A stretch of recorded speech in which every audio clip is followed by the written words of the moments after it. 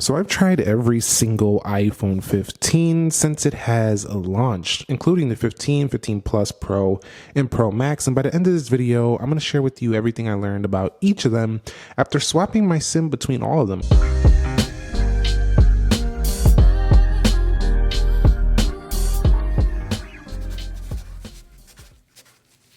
Okay, so let me just get it straight. The iPhone 15 is probably my least favorite of the bunch. However, I do like the 15's design more than the Pros, just because it's lighter. It's just a more practical feel day to day. But over my 6 to 7 months of using all 15 models, the 15, this one, my extensive use shows me that I cannot handle 60 hertz anymore. That's just me though. Not everyone cares. Like, my wife upgraded to a 15 recently and she doesn't give a hoot about 60 hertz. She doesn't even mention that. So there are people that don't care, including non-tech enthusiast people. But for me, I couldn't bear with it. After a few days, I had to go back to something else. Well, not a few days, a couple weeks, but the iPhone 15 really has decent battery life for sure. It performs pretty great with the A16 Bionic. The cameras are nice with their extra zoom now. And overall, I just like its look and feel. It's like a cheaper 14 Pro. You have the dynamic island. It's a nice phone. Don't get me wrong. It's a fine piece of technology. It's just not for tech enthusiasts. So that is my, full take on that one after all these months. These all run iOS, so we don't have to talk much about that. The big iOS news is coming in June, which I will be covering extensively, the AI updates that are coming to iOS 18. Everyone knows they're coming. I mean, if Apple doesn't launch this, they're just going to be too far behind. So we'll be looking into that later, but software is going to be the same across most of these. Take it on to the 15 Plus now. I actually, even though, it has the same problem with the 60 hertz, I actually use this one more than the 15, and that's because of the bigger screen. So the thing is while 60 hertz annoys me, the bigger screen is still nice on the 15 Plus. Also, the really great battery life. So for this one, I was kind of like, okay, well, the 60 hertz is annoying to me, but the battery life, you actually gain a lot with the battery life on this phone, simply because the phone itself, lasts a very long time because you are using a 60 hertz on a large battery and a large screen. So in some cases, I was thinking, is this doing better than my 15 Pro Max? It was pretty nice. I also really love the matte black. This thing is just gorgeous. It's matte black here. It's very just matte, and I really like that. Some people are going to say it's not a true black. I like it. I think it's pretty great. Also, thinner bezels here, large display at a less price. I mean, it's a ridiculously good battery with a really a lower price than the 15 Pro Max. So this is for people who don't want to go all pro, but don't want a small phone either, or a small phone, I call it. This is not really small, but a smaller phone. If you want a large phone and you want it at a less price than a Pro, this is basically your only option right now. I do feel like the base is going to get 120 hertz eventually, but it's just not today. So if you do go with this, do realize what you are sacrificing, just basically that one feature. But this also has that 48 megapixel camera, the ability to go 2x zoom, ultra wide. It has basically what you need. And I think if you're really only giving up that one feature with this phone, it's nearly like an iPhone 15 Pro Max. So I quite like the 15 Plus. I'm into the larger screen phones for sure. So trying the iPhone 15 Pro, what I learned about the 15 Pro is this phone is basically, no real major sacrifices on board here. You have a phone that has a titanium build, all new, very sleek, durable. It's light. It's pretty nice. I do feel like this camera looks huge on the smaller iPhone 15 Pro. That's just my take on that. But blazing fast A17 Bionic chipset, 8 gigs of RAM, so the most RAM ever on an iPhone. The bezels look super thin, which is really nice. They're not the thinnest on any smartphone, but they're pretty darn thin. If you want a top level premium feel, this one is quite nice. It's got that heft to it that makes it feel a little bit nicer than the iPhone 15. There is one sacrifice. It goes 3 times, not 5 times zoom like the Max. So I really didn't like that because this one is not too much cheaper than the Max, but you're getting less zoom. You can only go 15 versus 25x on the 15 Pro Max. And so all my months later, I've been thinking, if I'm going to pay this much for the iPhone 15 Pro, I recommend, if you really can, if you like the size, just go to the 15 Pro Max if you were kind of deciding between these two, because the extra zoom is worth it. You know, it gives you much more zoom. However, if you really like a small, no sacrifice premium phone, I think this is the one.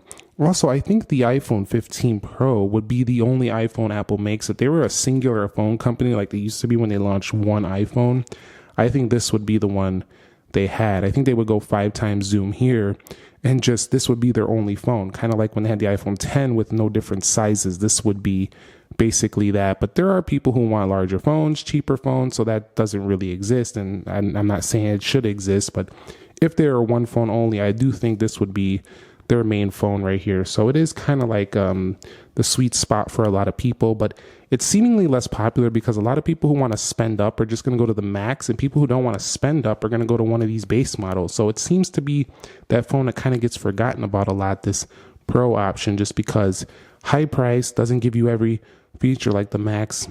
Close, but not every single thing, and it doesn't give you the cheaper price for people who want to get into the iPhone at less money. So this one doesn't seem to get a lot of love, I feel like. All right, and then lastly, the 15 Pro Max, the one I keep coming back to. We got the spring theme going on right here. It's going to be around 80 today in Chicago, but that's not really, that's past spring temperatures, but still got the spring theme going. 15 Pro Max here, top of the line. It's got the titanium build just like the regular one. The most zoom on an iPhone. It's the best Apple can do. And I feel like a lot of people at this current time, they're going to have new 16s, probably bigger screens later this year, will stay locked into the channel. We're going to cover those in detail. But, you know, a lot of people always have bought Apple phones because they want the best Apple can offer. And so this one is still a very popular choice because of that. Now, the iPhone 15 here, also the 15 Pro Max here, gives you more zoom at 5 times. And I just can't get over that. Like when I'm out and about and I'm taking photos of I like to do wildlife and landscape photography. When I like to take pictures of animals and stuff, I want the most zoom as possible. Like when I'm trying to zoom in on a red robin or a duck, or, you know, I just see a crow or something, I want to get that close in shot with this camera, and it works really, really well for that. It's still not Samsung level, but like in terms of how far it can zoom, but it's got really, really good results. Very strong battery life. This one feels like out of all of them, I have the least sacrifice. Also, this year, I don't have to feel like I'm carrying around a heavy stainless steel brick like the 14 Pro. Now, I know the stainless steel is arguably nicer, more premium looking, but this one has been a comfortable feel for its size. So I really like that. If you add a thick case on here, though, it kind of defeats the purpose. I've noticed if I put a thicker case, it just makes this phone feel bigger and just thicker and just takes away the whole fun of the titanium. So I've been rocking this out with a very, very light, thin, super thin case, and I've dropped it about 17 times, and it holds up just fine. So it's a pretty durable phone as well. You might notice I didn't talk a lot about displays that much because they all basically have the same resolution. They all have like the same pixels per inch. Brightness is similar across the board. That's the good thing here. This year, most of the 15s don't really have too much differences in that area. They all have really nice displays, sharp. They all have dynamic island. I feel like this year more than ever, you're getting a similar experience across any iPhone 15 you pick, more than ever before. However, the Max still stands out as the best of the best here, with the 15 Pro being very, very close behind. I just wish they would have put the 5 times on the regular 15 Pro. But wrapping it up here, I can confidently say if you just want a lowest price iPhone, you want the lightest weight, you want a practical everyday phone, don't care about top end specs, 15 is the one you should buy. For sure. If you demand a little bit more from your phone, maybe a larger screen, you don't want to pay for the Pro Max, you don't want to pay top dollar for phones, but you want a big, large phone with large battery life, and you don't care about 120 hertz, the Plus, man, you're going to love this thing. You really are, because it's literally like almost the same experience as the Max with a few extra, sacrifices. If you love the Max, but you hate that size, you like compact phones, and you don't want a mini, 13 minis like the last mini available, you'll love the iPhone 15 Pro. It's a better battery life than the 14 Pro. It's definitely more refined over the 13 Pro. 13 Pro was great, but this is better. The iPhone 12 Pro was but this one is pretty darn good. It's just missing out on that super nice 5x zoom. And then, of course, if you just don't want to settle, you want the top of the top, I think the 15 Pro Max, there's no other choice. However, keep in mind, this year, rumors are pointing towards a 6.9-inch increase on the Max or Ultra. We'll see what it's called. It's probably going to be called the Max again. These are going to go up to, this is going to stay at 6.7.